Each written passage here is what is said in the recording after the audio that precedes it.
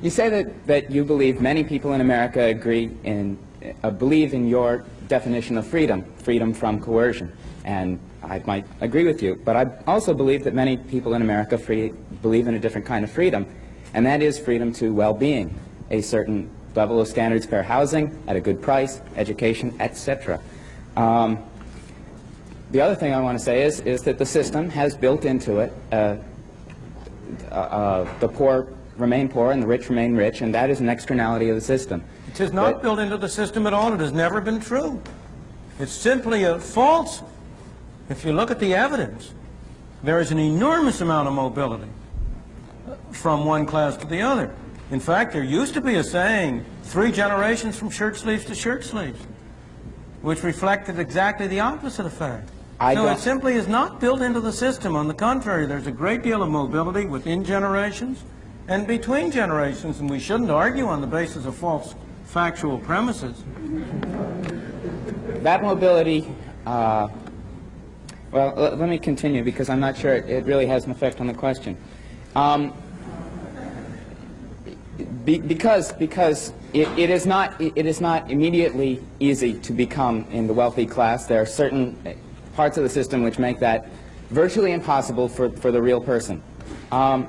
Now, I believe that this freedom too represents the belief in equality as opposed to liberty. And I wonder, is it possible to build a system based on this equality, which I believe that many people agree in, and would not be willing to sacrifice to the liberty of freedom from? Well, I'm not going to be able to give a full answer to your question because you've asked a very, very complex question, and so you're going to have to pardon me if I am a little dogmatic. But I only want to suggest that the statements I'm making are not without some thought and reason behind them. In my opinion, a society that aims for equality before liberty will end up with neither equality nor liberty.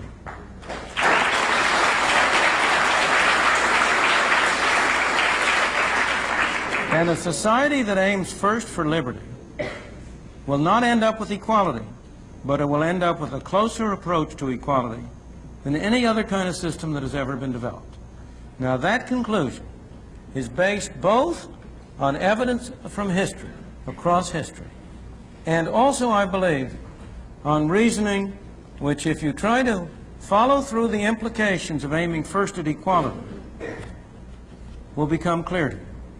You can only aim at equality by giving some people the right to take things from others. And what ultimately happens when you aim at equality is that A and B decide what C shall do for D. Except that they take a little bit of a commission off on the way.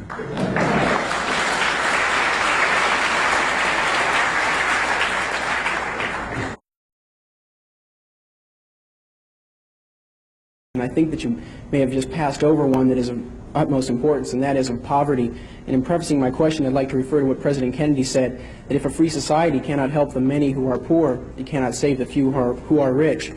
And to say that, well, we are a government of the people, and when there is a large sector of the people who are hurting, perhaps it is the responsibility of this government of the people to help out. Well, my question is regarding how free are the poor, how free are the unemployed, and how free are those people who are disadvantaged? Right. And so in reference to that, right, what is government's role? Sure. First of all,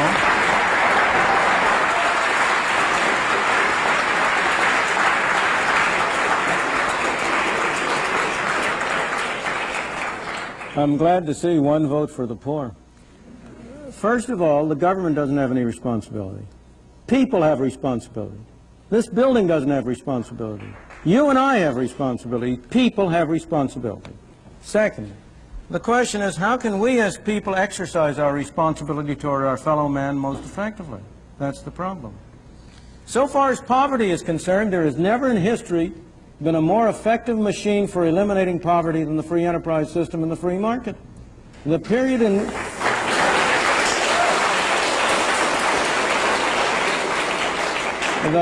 in which you had the greatest improvement in the lot of the ordinary man was the period of the 19th and early 20th century. Those of us in this room are the heirs of that. We benefited from the way in which our parents and our grandparents were able to come here. And by virtue of the freedom that was offered to them, were able to make a better life for themselves and them and us. But next, if you look at the real problems of poverty and denial of freedom to people in this country, almost every single one of them is a result of government action and would be eliminated if you eliminated the bad government failures. Let me be precise and specific. Why do we have so high an unemployment rate among black teenagers? It's a disgrace and a scandal. Why do we have so high an unemployment rate? First of all, because we give them lousy schooling through governmental schools, which make them unqualified to hold decent jobs. And second of all, we require employers to discriminate against them by not hiring them unless their productivity is enough to justify a minimum wage. The minimum wage rate is the most anti-Negro law in the books.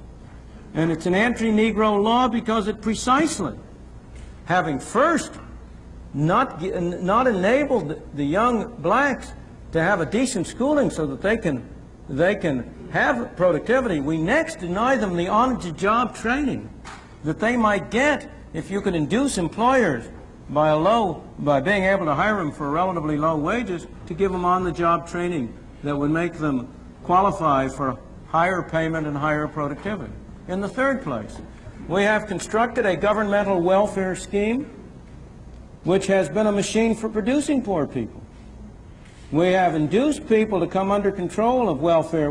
I'm not blaming the people, don't misunderstand me. It's our fault for constructing so perverse and so ill-shaped a monster as the whole set of welfare programs we have under which we encourage people, families to break up.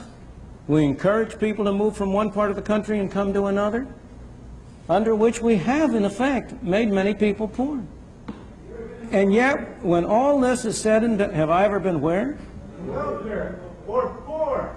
I have, sir. Of course, more so than most of the people in this room.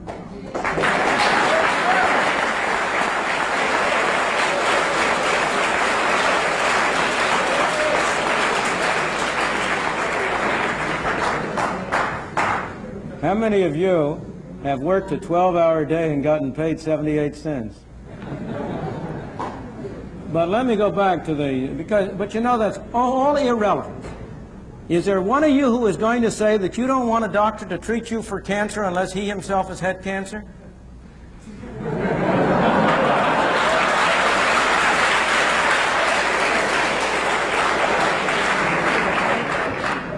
I could go down the line.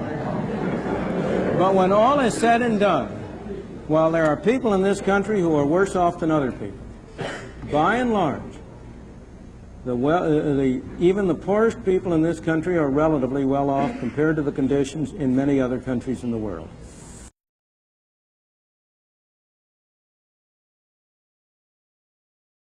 You wouldn't argue, at least I hope you wouldn't, that the person in, let's say India is genetically inferior, say, to the person in America. It's rather through the purely arbitrary circumstance of birth that he's in a country with a less developed economy or in a family that doesn't have as large a share of the capital. And that's not something that he's to blame for. Oh, I'm not blaming anybody. Even if the free market system equitably works and everyone progresses an equal amount, that person who started out with a lesser share of the capital is still going to end up with a lesser share of the capital. That's right. And there's nothing in the free market system that's going to enable him to make up for what was a purely arbitrary deficit in the first place. And given that the kind of people who become successful capitalists do not become that way by giving away their wealth voluntarily, isn't it necessary to forcibly redistribute wealth before you can begin to operate under a capitalist system? No, it is not. The only way in which you can redistribute effectively the wealth is by destroying the incentives to have wealth.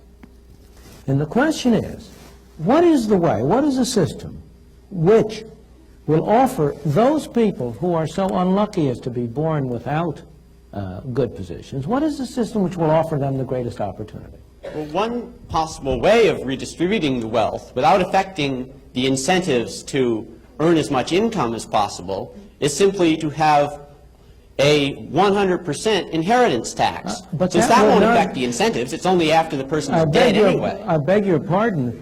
You're too, I'm afraid, I don't know the family you come from. I don't, but as you grow up, you will discover that this is really a family society and not an individual society. We tend to talk about an individualist society, but it really isn't. It's a family society. And the greatest incentives of all, the incentives that have really driven people on, have largely been the incentives of family creation, of family, of pursuing, of establishing their families on a decent system. What is the effect of 100% inheritance tax? The percent of an 100% inheritance tax is to encourage people to dissipate their wealth in high living. What's the harm in that? The harm in that is that where do you get the factories? Where do you get the machines? Where do you get the capital investment? Where do you get the incentive to improve technology? If what you're doing is to establish a society in which the incentive is for people who, if they by accident accumulate some wealth, to waste it in frivolous entertainment. You know, the thing is that the thing that is amazing that people don't really recognize is the extent to which the market system has, in fact, encouraged people and enabled people to work hard and sacrifice in what I must confess I often regard as an irrational way for the benefit of their children. One of the most curious things to me in observation is that almost all people value the utility which their children will get from consumption higher than they value their own. Here are parents who have every reason to expect that their children will have a higher income than they ever had, and they scrimp and save in order to be able to leave something for their children. I think you are sort of like a bull in a china shop if you talk about the 100% inheritance tax having no incentive effects. It would destroy a continuing society. It would destroy a society.